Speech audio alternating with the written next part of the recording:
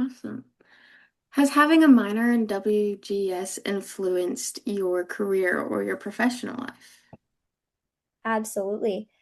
As a teacher, we are expected by our students to have all the answers, and we don't. No human does. Even Google doesn't always have all the answers. Uh, but in WGS, when we study, we have an appreciation for not knowing yet, for an ability to learn, for an ability to grow, to look at something through a different perspective and be open to hearing something you might not be ready for. And as a teacher, I try to teach that in my students, but I also have to remind that to myself because sometimes as a teacher, students expect you to have an answer or they have a way they want to do something. And to me, that doesn't make sense. But part of WGS is learning that there's so many ways to view or look at something. So you have to take a step back and hear it out, see the approach through their eyes, see what that might look like, and be able to have an open-mindedness to things, as well as a holistic approach to my students. So my students are not just students. They are brothers, sisters, children.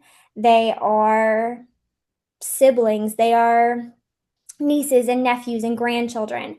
And they are soccer players and football players and dancers and athletes. And they are scientists and they're so much to so many people. And it can be hard when they're here with us at school to remember that the things that impact them when they have those other identities impact them in this one. And so, as a teacher, having studied women and gender studies, we talk a lot about identities and how we choose them and where they come from and how they construct the world around us. And so, it has helped me to see my students more holistically, to ask questions to them and their families that are open minded, that give them the space to say, yes, this identity matters to me. This holiday is important to me. Or, we don't celebrate this, or we do celebrate this, or our family is from here. Can we honor that? Can we give appreciation for that? It's part of something I ask all of my families in their intro survey. I tell them a little bit about myself, and then we get to that. And so it's always wonderful getting that information from them. And it isn't something that people always think to do. And I think because of my time spent in women's and gender studies classes around people who study intersectionality, who study identities, it has shaped the way that I approach getting information from families, how I approach supporting families in the best way possible, because I see that their children have so many identities and so many roles, but it also has given me the opportunity to break stereotypes. So when we study, what does it mean to be a woman? What does it mean to have that identity? What has society told us that it has to mean? What do various gender identities mean within society? And how can we flip those on their head? How can we change them around? What can we do to break those stereotypes? I think one of my favorites is when my students ask me, can we play football? And I say, yeah, let me show you how to throw a football. And they look at me like I have five heads. Like to them, it's inconceivable that a girl can know how to play football because girls don't play football on their TVs, right? And so it's just one of the things that, like, even now you would assume they wouldn't have that perspective, but a lot of them do because it's something they've never seen before. Um, Many of them haven't seen female astronauts. Many of them haven't talked about those who may have a more gender fluid identity and have an appreciation that people can dress and express themselves however makes them feel most comfortable, and that there are thoughts that are meant for inside your head and thoughts that are meant to come out of your and that school is a safe place for you to mess that up. School is a safe place for you to say something, and then I'm going to teach you why that might not be appropriate or how do we change that wording to be more respectful. So there's a lot of times where we are learning something from history or science or in our books when we'll read something and my students will have questions. And I welcome those questions because I want them to ask them here so that we can have dialogue about how do you show respect, but also curiosity when you don't understand something.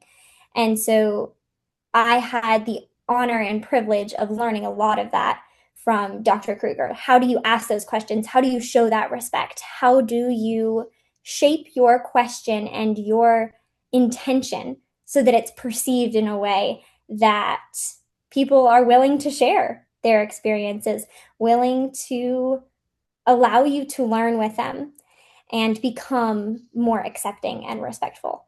So it is an honor and a privilege to have learned that because I get to pass that on to the next generation of students so that they can become the kind of leaders and tiny humans that make those kind and respectful choices.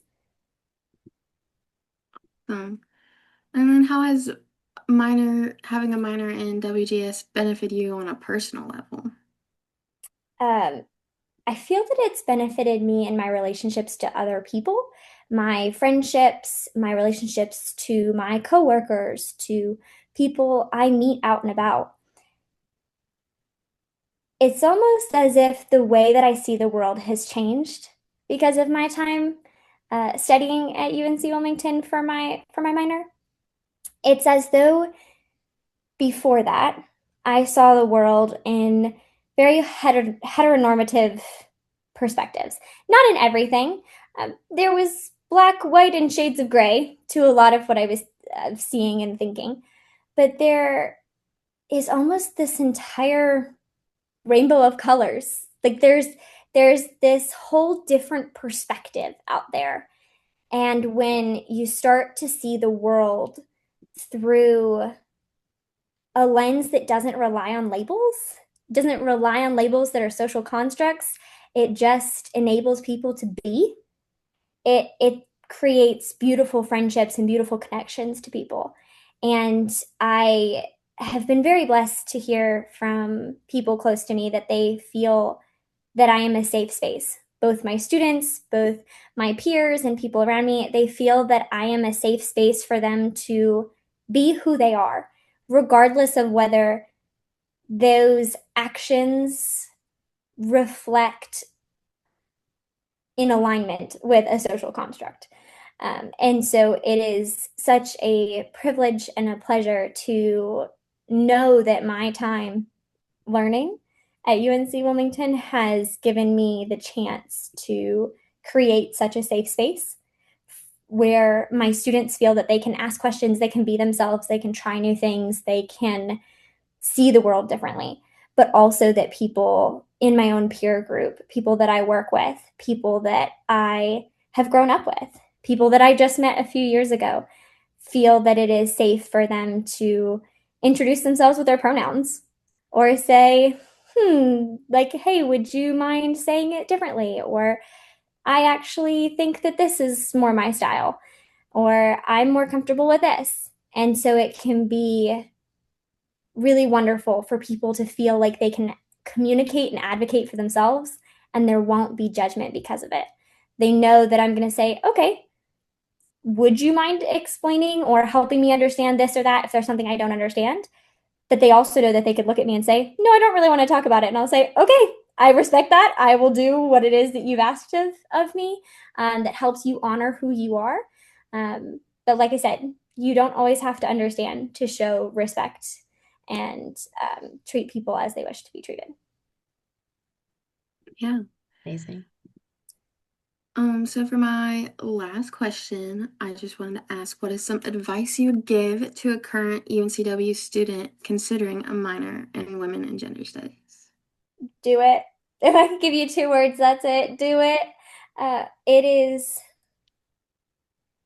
it can be hard to sit and reflect sometimes and change the way that you've looked at the world. That can be challenging, but just because it's challenging doesn't mean it's wrong. And I find that for myself, that doing the hard things can oftentimes be the right thing to do. And for me, having a minor in WGS has opened my eyes. It has made me a better sibling, a better friend, a better supporter of others, a better teacher, a better advocate for my students. Because I don't always think, oh, this is what they need because this is what they don't need. sometimes I look at it and I say, well, I know they don't need this, but there's a wide range of other things that I could do to support them. What are you thinking? What works for you? What perspective do you have? And I feel that that has helped me be a better advocate for my students. Uh, so if I could give any piece of advice, it's to do it. Even if you just sign up for the intro course and you start there, you have to start somewhere. And I think that you'll find and be very blessed oftentimes to have Dr. Kruger as your teacher. And if not, wonderful other professors that are teaching the intro courses. And I don't know. I didn't want to leave after I started. It made me ask questions, it made me think differently. It gave me a chance to study things from perspectives I had never had the opportunity to. Some of it was flipping history on its head. The history that I learned in high school was not the history that may fit reality, but it was, you know, it can be hard to change our perspectives, but I think if you're willing to put yourself out there, if you're willing to be open-minded, then women and gender studies is the place for you. It's a place to learn a lot, to grow, and to gain the skills to keep on growing. Amazing. Okay.